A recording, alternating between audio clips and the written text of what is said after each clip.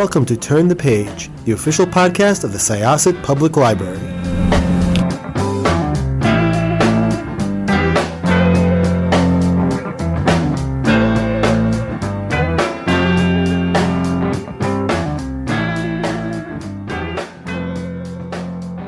Hi, welcome to Syosset Library's Turn the Page podcast. I am your host, Jessica, and I'm here with another Jessica. A Jessica Summit for the ages.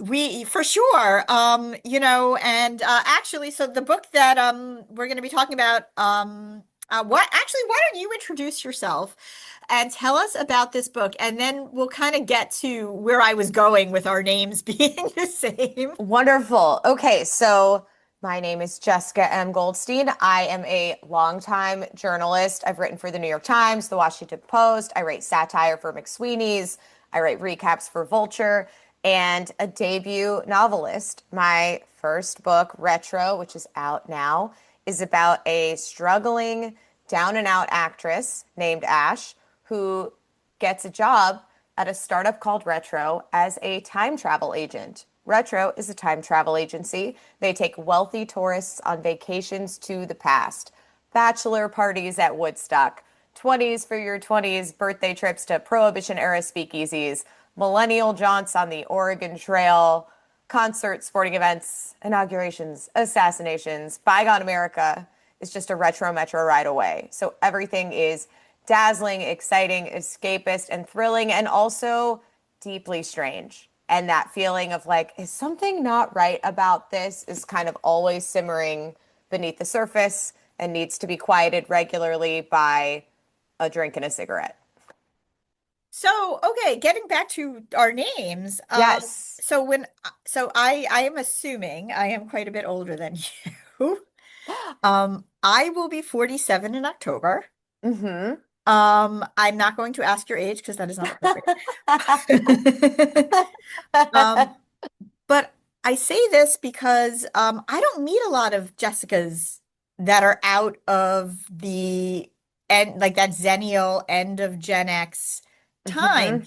Mm-hmm. There was literally a period of 5 to 10 years where every girl was a Jessica, a Jennifer, or an Amanda. And so nowadays, like meeting a Jessica younger than me, I'm like, that is a retro name. It's like now how, like names like Sylvia and Evelyn have Yes. come back around.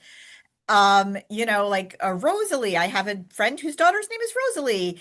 And it's very interesting to me. The book was great. Thank you. How did this idea come to you? I started just with the wordplay of time travel agency.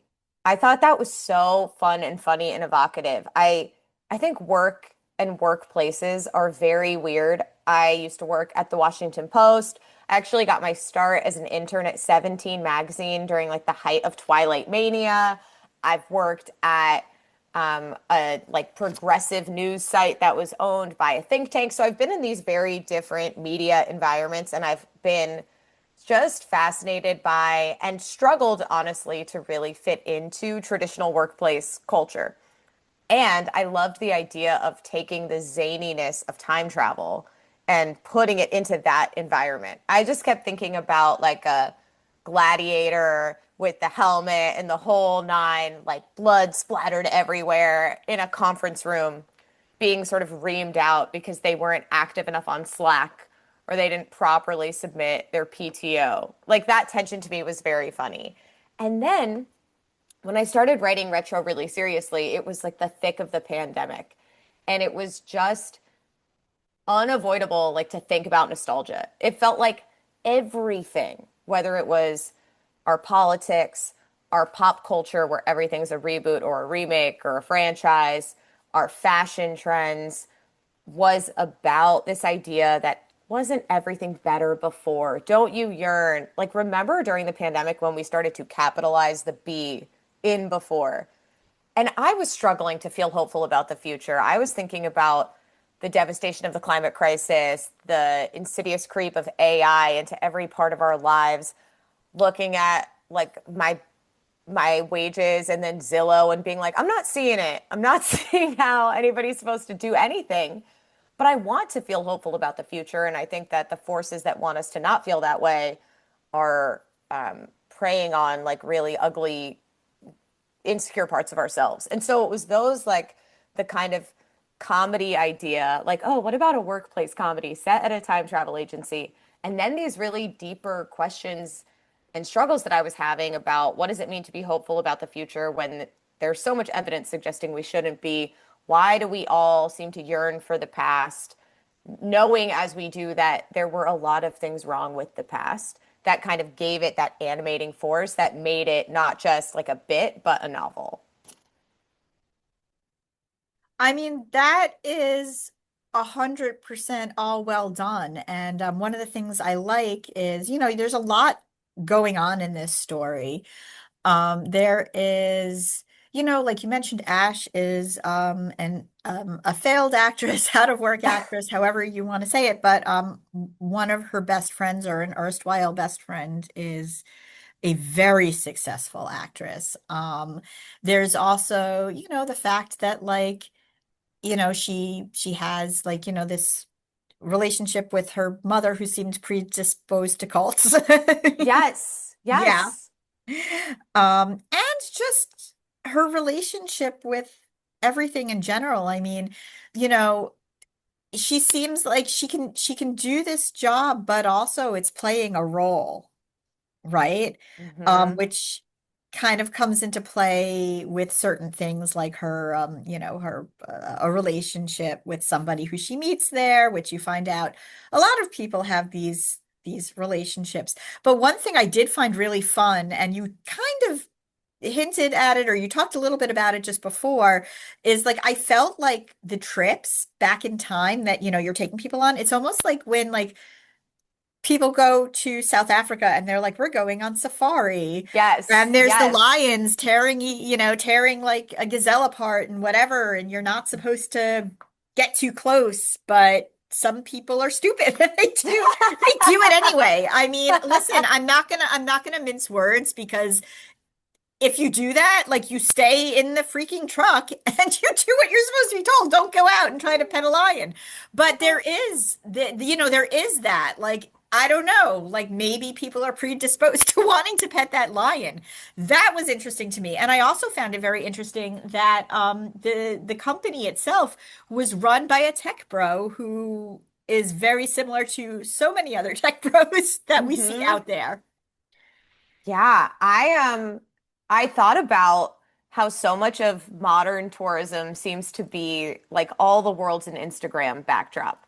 And you see people doing kind of strange, really tone deaf stuff, like taking selfies at really solemn destinations, or as you say, engaging in like incredibly risky behavior. I think about how all of us, I believe, part of what we love about vacation is we get to be somebody that we're not when we're at home. And there's this idea of like what you do on vacation doesn't really count. And maybe that means you have an extra glass of wine or you're eating like really indulgent food. Sometimes it means like you're flirting with that bartender that you wouldn't have the chutzpah to talk to in your real life. And of course, for some people, it means doing things that are objectively outrageous. And there's just this sort of permissive quality to being away from home. Ash is an actor, like in her heart, even though she's not working. That's who she really is. And she's somebody who struggles so much to be her full self and to be vulnerable. And she feels freest when she's pretending to be someone that she's not. And so for her, these trips, she's always playing a role because she needs to be able to assimilate into whatever environment she's in, whether that's like 1866 in the Dakota Territories or 1937 LA. And once she's in character, she's actually counterintuitively better equipped to be her full self because, like, the self consciousness of all the baggage that she's bringing, as you say, her insecurity about not being as successful as her friend, her anxiety about her mom being someone who is very vulnerable to misinformation and gets kind of like sucked into all of these conspiracy theories. She doesn't have to carry any of that baggage with her when she's in the past. She gets to feel so like light and unencumbered by that, and be a version of herself that's like a fantasy self. So getting back to just like the ownership of retro and like tech bro culture. I don't want to talk too much, but man, so there's a CEO. I don't necessarily need to know if he was based on one or many people, but he's certainly a few names come to mind. There is like this like cult of like what can we do, but let's not think about the impact of what we do. Like just Yes. because and it's like you can think about that with like AI, you can think about that with many, many things, like that's going on. Like, even like I mean, I remember I was working at a Borders when Amazon first started. And like somebody I knew was like a picker. And she was a picker for part-time, and then she came to Borders and she worked part-time, and it was very low key. We all have heard how it was started out of what Bezos's like garage or something like that. And it's like, okay, but now it is basically hurting people and things, and like it's unavoidable because there are times when, like I try very hard not to just rely on Amazon, but when it's like it's a necessity because you need the thing now, you either can't find it or it's exorbitant. And it's, so like again, it's like just because you can go back in the future and do these trips, like, should we be doing it? And there's like some ominous stuff like, let's not go to the future.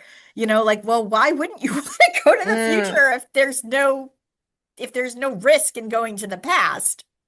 So the founder and CEO of Retro is this guy named Ro Temple. And I thought a lot about, in terms of his personality, I actually thought a lot about politicians and movie stars. I thought about people who, when they talk to you, it's like the whole world falls away. People who are so magnetic and so charismatic. I find the real tech billionaire class deeply uninspiring, and I think they're losers. So I actually did want Ro to be, in some ways, better than they are, in that I'm not impressed by any of the work product of any of those guys, but I do think building a time machine is actually impressive. I'm like, okay, I do think you're actually a genius. I read The Power Broker this year and I can't stop talking about it. Ro Temple is like the Robert Moses of time travel. He's a bad guy, but it's hard to argue with the intellectual horsepower behind this extraordinary project. But what I did think about in the world of these big tech overlords is they really seem to believe that they and they alone are the arbiters of what matters, what path humanity should or shouldn't take, and whether any of us are on board with that is irrelevant. That mentality, I'm sure you remember from the earlier days of like move fast, break things. It's like, no, no, no, break what things? Who said it was okay for you to break things? I don't remember co-signing any of this, and just how deeply undemocratic that entire process has been, and how little say or control it feels like many of us have over, as you say, these really big parts of our lives where even when you want to avoid them, you want to boycott them, it's very difficult to actually exist in modern society without relying on some of that infrastructure. And I also thought a lot about how, Ro and Retro have this mantra. The mantra is the timeline is resilient. And that is supposed to be like this balm over the most obvious worry that any time traveler would have. Like, oh, if I go to the past, aren't I going to unravel everything? And Retro's like, you won't. Don't worry about it. Time has a gravitational pull. All the events, it's all going to happen the way it always happened. And I think that that's it's such an ominous idea that nothing you do matters at all. And yet it's the only way that the time travel that Roe is offering could possibly be um, something that you could do without being terrified all the time. And I think that big tech is in that same push-pull of they'll tell us something like, you can get your package right now. And it's like, wow, that's actually amazing, question mark. Or if I think too hard about what the real cost of you can get your package right now and it's cheaper than it's ever been, that is being paid for somewhere. Like, where is that, where is that toll being extracted?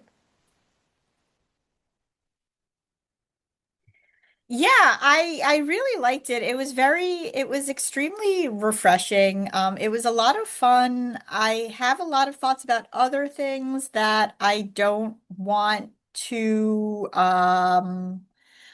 really want to say because I want people to read it. But it was just a fun book with points that really made me think.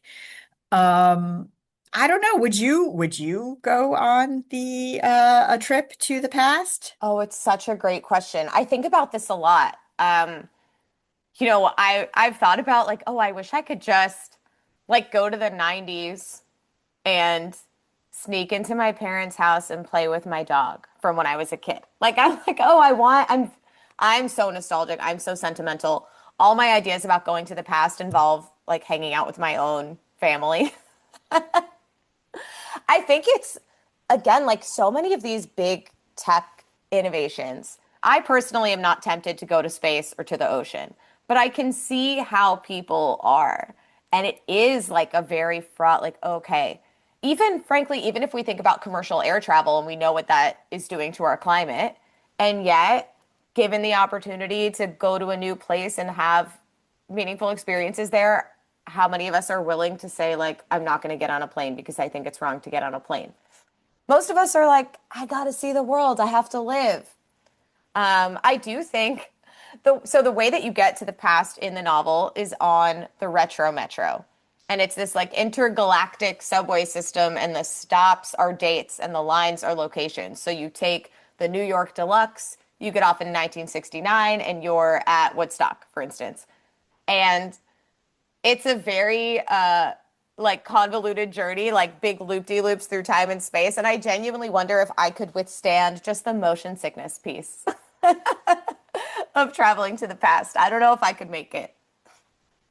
I mean, like, I have a lot of thoughts about where I would go. And, when you talk about like going back and with family, now that I think about it, that would be something, although that would be hard for me, especially knowing how certain things turn out. But like I like if you asked my husband, and this is even before this book came out, like you could go back one time, like anywhere. He'd always say he wants to see Queen at Live Aid at Wembley Yes. Stadium. Oh, great answer. Right? I feel like that's such a good one though. And like it's funny to me thinking about like people wanting to go to Woodstock because I grew up and Woodstock was very idealized, right? And it was very like like romanticized. But then like when you go and like you see videos of it, like I don't know, like there were probably a lot of diseases that were contracted there. Okay, Jessica, I have an incredible Woodstock story for you, which is that I am in fact a Woodstock Nepo baby, I guess. I'm Woodstock What? legacy. My mom is Max Yasgur's niece. So Max That's amazing. Yasgur, That's who owns amazing. So Yasgur you're like, Farms. yeah, so like you're like a like almost like Hudson Valley royalty. I'm Hudson Valley royalty. My mom was at Woodstock as a teenager, and so was her brother, her parents, her Aunt Mim, Uncle Max. They were all, I think this is incredible. Like they were at Woodstock, but like as a family. And she's told me unbelievable stories. She met Gracie Slick helping her find the bathroom at the house. And she kind of got what I would consider to be like now we would call it glamping. Like she was at Woodstock, but she slept at her aunt and uncle's house. She didn't have to like sleep in the mud. Um, and when I talked to her about it, she's like, you have to understand, we didn't know it was going to be what it became. I'm like, where are all your pictures? Why isn't there more footage? She's But like, that's we why weren't they've thinking about it never, that okay, but way. that's why they've never been able to recreate it. They've Yes. tried, and Yes. and and again, like the music, everything. I grew up, like my parents were very much of that era. They were Mm-hmm. not people who would go to Woodstock, but they listened to all the music. But like it really was this incredible coming together. But then, you hear other stories and you're just like, oh, I mean, it wasn't perfect. Nothing is perfect, but Of just course. the amount of people who were there. But no, nobody knew what it was going to be. In fact, my father claimed he was going to go, and then he saw the traffic and he turned It's around. like, never mind. But Never that's mind. why, like Woodstock 94, like it has never, you can't recreate something that comes together as Kismet. Completely. And I think so much of what we talk about when we talk about time travel, we talk about the past, it's this innocence that we know we will never have again. And as soon as it occurs to you to be nostalgic for it, you'll never have it again. There's a part in the book where they talk about like going back to your childhood. And I think the line, it's like going back to your childhood is like jaywalking or flushing your tampons down the toilet, even though you know you're not supposed to do it. I mean, a lot of people do it. What as being a rule follower ever got you? But that when people do it, they get kind of stuck in these loops because it's not the way they remember it. They can't really be the person they were then. They can't live there. They don't belong there anymore. And what you're saying about Woodstock, it's so true. So much of, I mean, of course, it was just, in fact, an extraordinary event for music and culture. It was also just because nobody knew it would be like that. It wasn't even supposed to be on Uncle Max's farm. Like the whole thing had this element of serendipity and chance to it and an innocence about it that That changed fairly early. Like that was just a shift that just kind of happened, right? yes, yes. Yeah. And yeah, and I was like, I always thought my mom only went because it was on the family farm, but she's like, oh no, we had tickets for the first night for like all the folk singers, and then it just moved. So even easier, even better. But yeah, it would be really interesting to go back, and yet I think the experience that people really want is actually inaccessible, and that to me is one of those great tensions of technology where they give you kind of the promise of the thing, but you never get exactly the thing. It's just not possible. This idea of like, oh, we have a phone, so we have instantaneous universal connection. But people are quite lonely, even though we have phones. Like, there's only so much that this technology can do for us. Check out Retro. It is super, super good. I can't wait to see what else you have coming out in the future. This was Jessica with Syosset Library's Turn the Page podcast. My guest was, Jessica M. Goldstein, the author of Retro. and we are going to close this chapter of Turn the Page.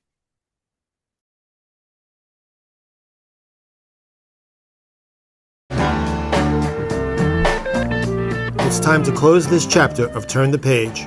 Join us for the next episode.